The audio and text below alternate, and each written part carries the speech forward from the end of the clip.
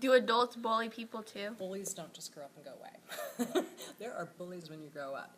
The difference is once you become older and you get more life experience, you learn how to deal with them differently. You learn how to manage, again, you learn how to manage your own emotions, and you learn how to decide, how am I going to respond to this? And you also learn how to kind of let stuff go. Things that maybe aren't that big of a deal. You get a lot better as you get older at just letting that stuff I have. You know, I'm really fortunate in my workplace now, and that I work in a very collaborative, very healthy environment. People don't do that with each other in the workplace I'm in now. But I've definitely worked in situations and been in situations where I've seen that occur, both in the workplace and just in social situations. And again, a lot of it's verbal that I see. I mean, I think we get this idea in our head that if I'm not hitting somebody, then I'm not hurting them. But I think the words we use are actually more damaging a lot of times than the things we can do with our fists. And so I've seen that. I've seen that with adults in sports. I've seen that with adults, again, in the workplace, where someone uses a position of power to make another person feel bad. And it's not bullying in the true sense like we think of it as with kids, but I think it's powerful. And again, it makes people feel horrible. Oh yeah, we see it all the time at the DA's office. It's what the crimes are all about. You have somebody picking on somebody else, whether it's a boyfriend or a husband, bullying the wife in domestic violence, or vice versa. Sometimes it's the wives who are committing domestic violence upon their male partners. No, I don't recall anything specifically. No. Absolutely. I've seen adults bully others, and they usually do it with their words and their manipulation. Unfortunately, I've seen educators at times who have bullied others, and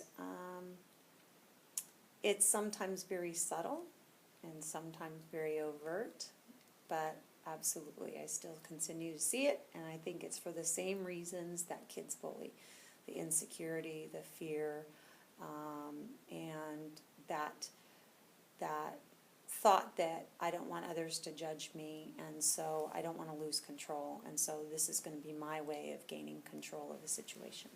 Sadly, yes.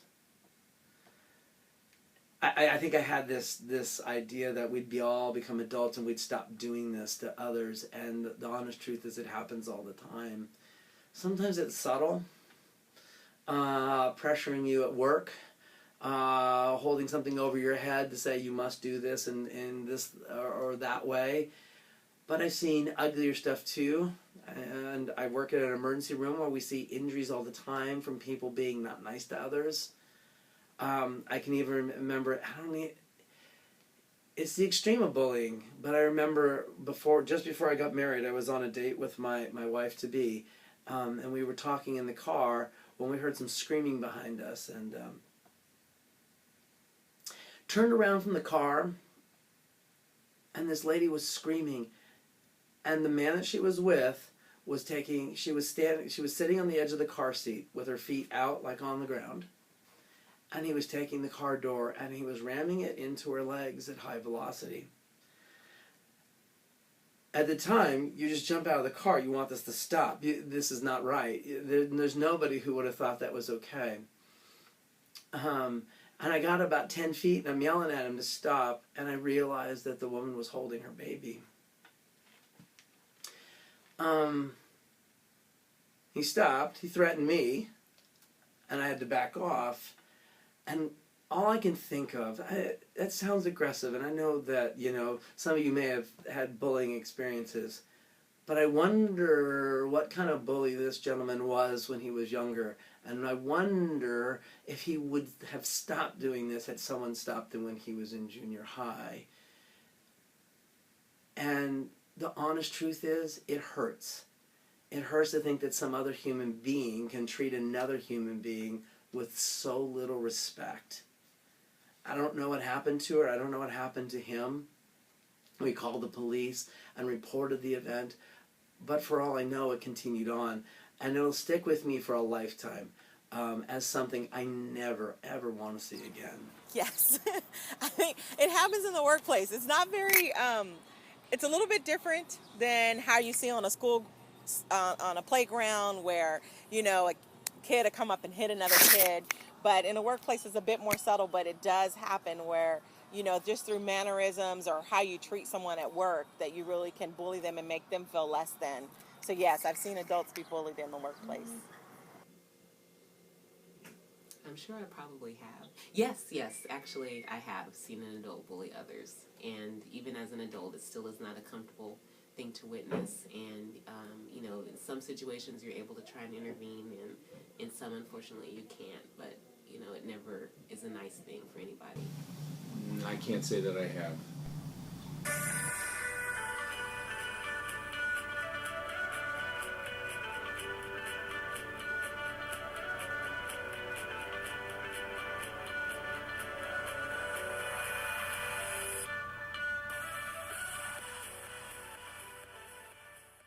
Upstanders and stand up for what's wrong when they see that happening, and that Upstanders who can give hope to the hopeless. What should students do if they're feeling bullied? Tell.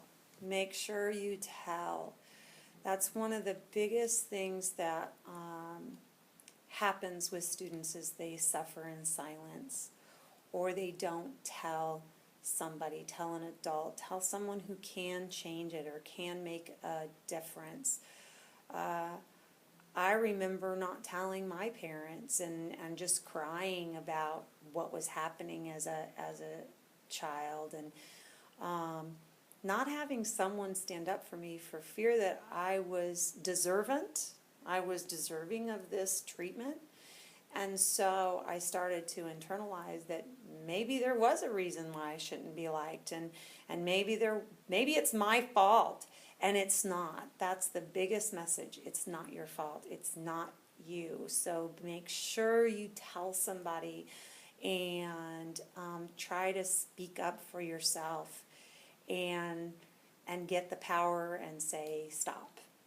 Don't do this anymore. So I would suggest that a student try to talk to an adult that they feel comfortable talking to. So whether it's one of their teachers or a parent or another family member, an older sibling, a counselor, someone, just so long as someone knows, because if nobody knows, then nobody can take the steps to try to put a stop to that bullying.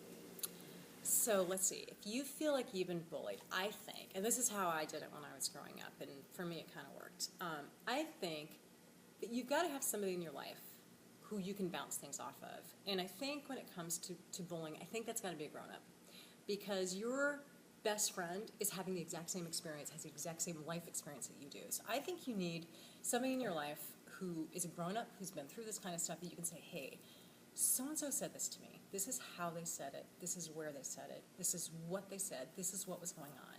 This is how I feel. What should I do? And sometimes they may tell you, that's not such a big deal. Go get a night's sleep, pretend like it didn't happen, move on, or ask them the next day, like, really, what was that all about? And sometimes they might say, no, that's not right, and I think we need to take this up. Maybe we need to go talk to a teacher. Maybe we need to go talk to the principal. Maybe you need to bring mom and dad into it. Sometimes they might tell you that. And so if they tell you, look, I think you need to take this up to a different level, then I think it's important to listen to them. I think it's equally as important when they tell you, I don't think that's that big of a deal. But sometimes you got to learn to let certain things go. I'm not saying you let everything go, but I'm saying sometimes, and we all do this, we might say something that we don't realize necessarily has hurt somebody's feelings or made them feel a certain kind of way. But when we do it repetitively, to me, that's bullying. If we do it once and we've just been kind of inconsiderate, I think that's a little bit different. So sometimes having that trusted grown-up in your life who can maybe give you a little bit of perspective is just really, really helpful. So I would suggest that you find somebody, and it doesn't have to be a family member, but you find somebody that you feel comfortable with, that you trust, that you also know that your parents respect, and you maybe have that person as kind of your sounding. Well, talk to somebody about it, even if it's friends of theirs. Talk to a grown-up about it if they can. Talk to their parents if they feel able to. Talk to an aunt, an uncle, another relative if their parents are not approachable. By talking about it, that it kind of airs it out. You keep it inside of yourself, it's just going to gnaw at you and work against you in the long run. So you air it out, you might get some suggestions. Somebody else then might be able to act on your behalf if you don't feel like you can. And keep in mind, sometimes standing up to bullies is the thing they least expect, and it is the most effective thing to do. Well, I think, again, go through a self-check process first of all. Is there something you feel you can do to help address the situation? It may be just simply a misunderstanding between the two of you, or the people who were picking on you and yourself. On those occasions when it's not, and there's no recourse, and you know, or when you've tried to make amends and settle things between yourselves, if it continues, and you've got to tell them, look, you got to stop this, and I'm not going to take this for ongoing basis. So once they continue, that's when you have to go ahead and let your parents know. So I'm going to try to address it with my administrators and teachers at school. Find someone you trust to talk to. That's the starting point.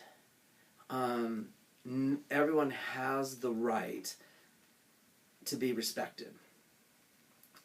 Your body, your mind, everything about you, and it is never okay to feel uncomfortable with a situation, even if it's somebody you love that is doing it. And that is hard. That first step is the most important part. Find a trusted counselor, a teacher, a neighbor. If it's not mom and dad doing it, remember, mom and dad are always in your court. They would jump in front of bullets for you. They're people that would help you through almost anything. The biggest mistake most of us make in these kind of situations is we stay silent. And you absolutely need to start by talking. It doesn't mean I don't know that tells us what the solution will be or what the end point will be. But if you don't talk, there cannot be any good resolution. Have to start with the talk. If anybody tried to bully me, I would either tell the teacher or go home and tell my mom. That was my way of never getting bullied. But it did occur, but it was a good reassurance that I can go to my parents or a higher person my teacher or a counselor or somebody to tell them what was going on. The biggest thing is communicate. Find someone who's safe, who you can trust, who that is supportive to you, and tell that person. And that person will be your champion. They will come and fight on your behalf. When I was bullied as a kid, I had to confide in a teacher and explain what was going on. And that teacher really did help me. And that teacher really did help bring me into a safer environment. So I think it's important to communicate. If something happens, you say something. And don't keep it to yourself. Make sure you're speaking and advocating on your behalf to other people, and they'll advocate. I definitely for you think too. they should find someone safe to speak to about it, and I think they should do it right away. Because I think it can be a quick move from feeling that way to feeling like you have no choices and no options, and even thinking about things like suicide or hurting somebody else or becoming a bully yourself or anything. I'd recommend talking to your doctor. I'd recommend talking to your teacher that's safe, because sometimes there aren't safe places at home to talk about this. Even places like police officers or almost anywhere, churches, places of worship, things like that, where you can talk about it. But I think getting out there and talking about it is so critical, and then realizing that the results afterwards are never as bad as you think they're going to be, because you always think that something really bad is going to happen if you tell, and that's almost never the case, because I think oftentimes the bully would love to not act like the bully anymore.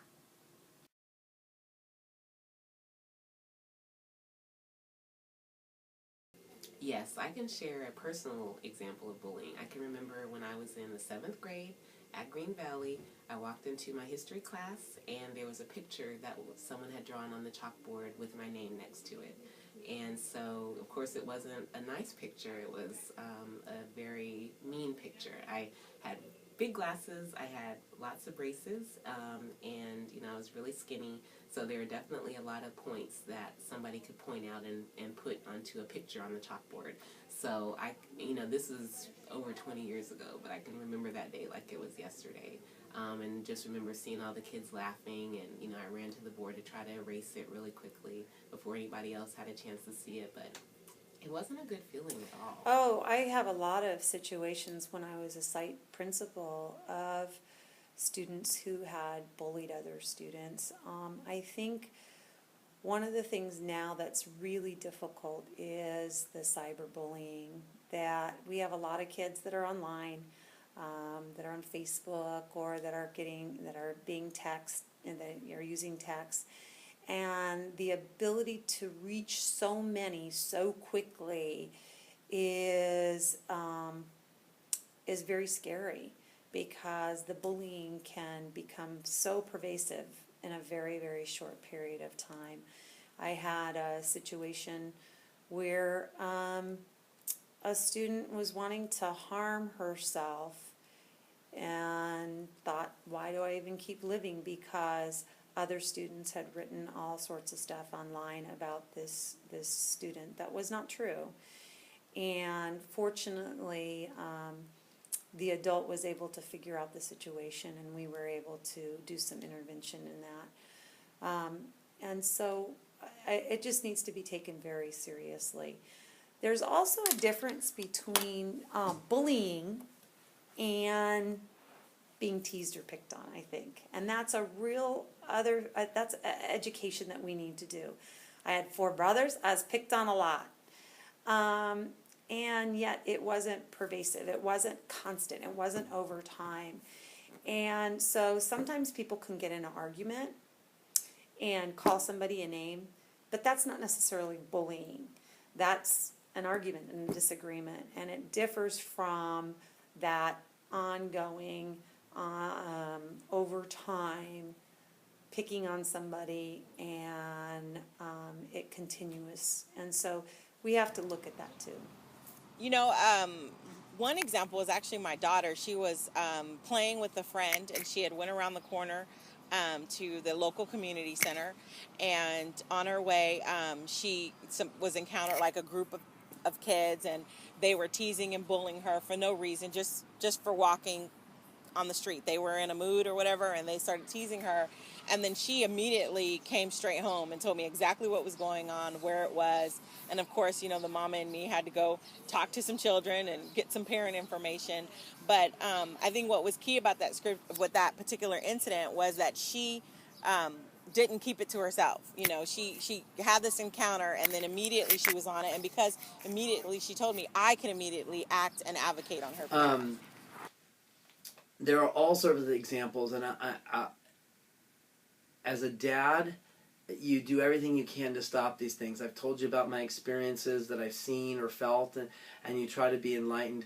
But I'm always amazed at how people are so, can fall prey to this. My son in 6th grade got in trouble for fighting with another student. It's kind of interesting because he wasn't the fighting type. And what had happened was he had been teasing and throwing things at another boy, and that other boy got sick of my son doing it.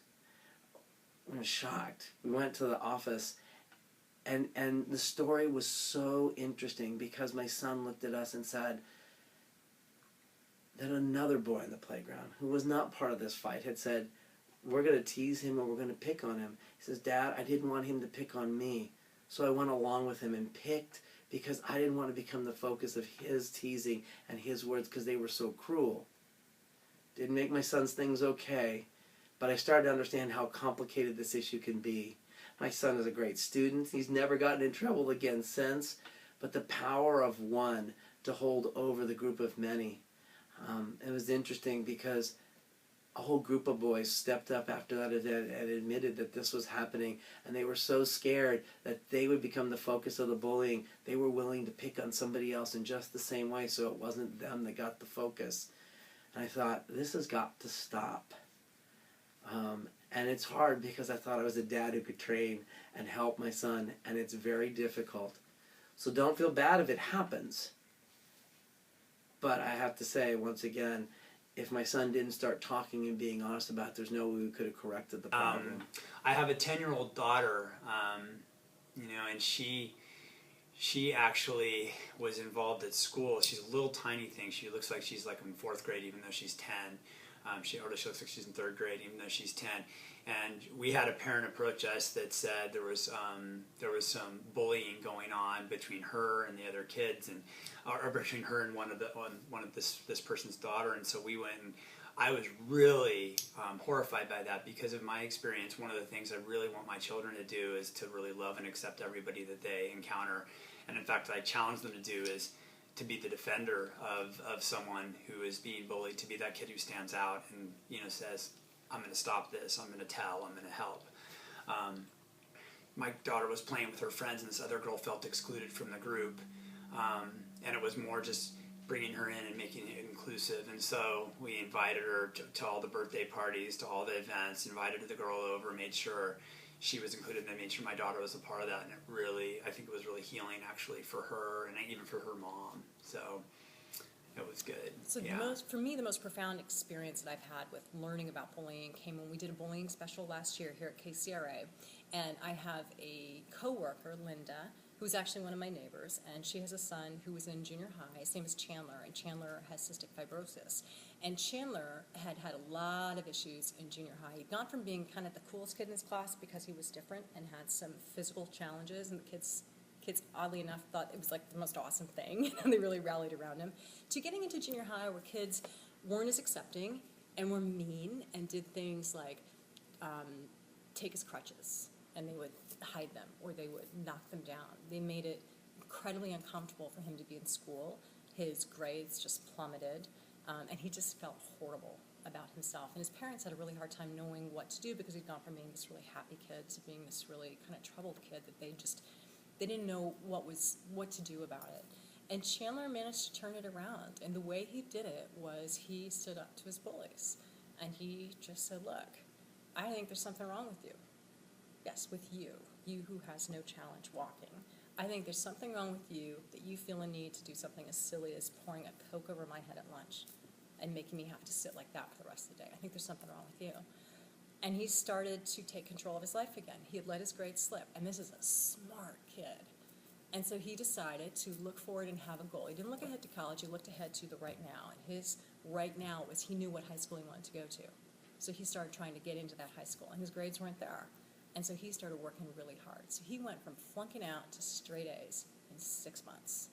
So he made a decision after kind of hitting rock bottom with bullying that this is what he wanted, and this is where he wanted his life to go, and this is what he had to do. And even in 8th grade, he figured out what he needed to do to get there. But the key was a friend of his told his parents and said, look, this is what's going on at school. The friend was smart enough to realize that Chandler wasn't going to do it. So the friend intervened, told his mom and dad, this is what he's been experiencing at school. He needs help. Mom and dad stepped in, kind of confronted him, said, what do you want to do? Chandler says, this is what I'm going to do. And together, they came up with this plan for him to get into this high school. And now he's a sophomore in high school, completely happy, incredibly accomplished, looking ahead to college, and he's got everything on track. But he's got it all on track because he pulled in the really smart grown-ups in his life. And he also made the decision that this is what he wanted.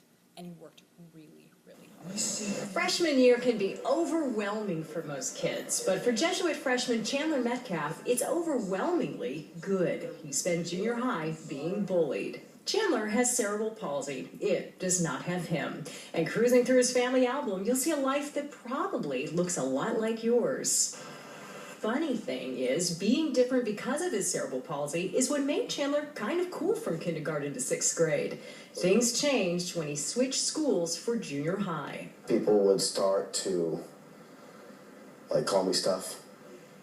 What'd they call you? Let's see. There's a few names that, one was really popular, was Crippled. There were a few kids that would try to imitate me.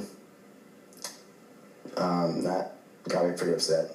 Did he come home and tell you this is happening? He did not. And all the teachers were like, "What? Why? Why are you, you haven't turned home homework for a while, and you're not studying for tests." He went from A's and B's to D's and F's. Chandler still didn't tell his parents how bad it was. Well, their parents, they would make a big deal out of it. One kid poured a soda on him, just out of sheer snottiness. And I was really disappointed because Chandler didn't tell us. His friends told us about it. What's it feel like to be bullied like that? It feels low. I mean, it's like you're low on the bottom. I mean, you don't want to get back up. You don't feel like talking to anybody else. you sort of lose confidence. That's something that was big for me. That I sort of lost my confidence. When we brought it to the attention of the school, they said, well, you know, there's privacy issues, so we have to really defend all of the children on the campus. Well, they weren't defending him. Do you think the school let you down? Yes. Chandler had to work hard to get into the Jesuit freshman class. He's turned his grades around, he's made some new friends, and to the kids who picked on him, he says this. You might look or seem cool to other people, but you're not. It's just plain wrong. Do you worry about being bullied again? No, not at this school.